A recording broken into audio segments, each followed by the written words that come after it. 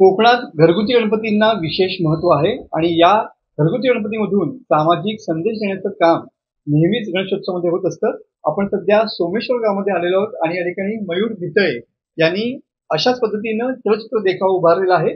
चक्क या ठिकाणी गणपती बाप्पा हे डॉक्टरच्या रूपामध्ये अवतरले आहेत अशा स्वरूपाचा देखावा या ठिकाणी सादर केलेला आहे आणि याच जोडीला त्यांनी रत्नागिरी शहरामध्ये भगवान महादेव सांबरे यांचं जे रत्नागिरीकरांसाठी मोफत रुग्णालय बनवलेलं आहे त्याची माहिती देणारं या ठिकाणी पूर्ण देखावा हा इको फ्रेंडली बनवलेला पाहायला मिळतो. तुम्ही बघू शकता की ज्या पद्धतीनं भगवान सांबरे यांचं हे मोफत रुग्णालय आहे तशाच पद्धतीचं देखावा जो आहे तो पूर्णपणे इको फ्रेंडली देखावा या ठिकाणी त्यांनी सादर केलेला पाहायला मिळतो आहे.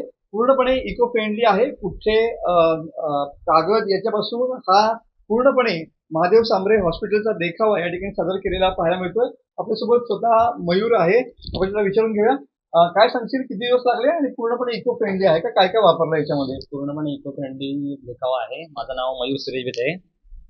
हा देखावा सादर करताना मला जवळजवळ 3 महिने लागलेले आहेत आणि हा देखावा सादर करण्याचं कारण म्हणजे सांबरे साहेबांचं या जगामध्ये खूप मोठं कार्य आहे, त्यामुळे हा मी देखावा सादर केला आहे आणि हा देखावा मी सांबरे साहेबांसाठी सामाजिक कार्यासाठी समर्पित केला आहे.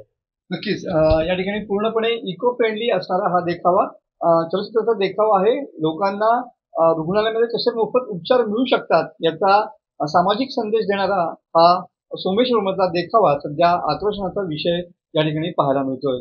कॅमेरामॅन समीर गजनेसह मनोज लेले, TV9 मराठी, रत्नागिरी.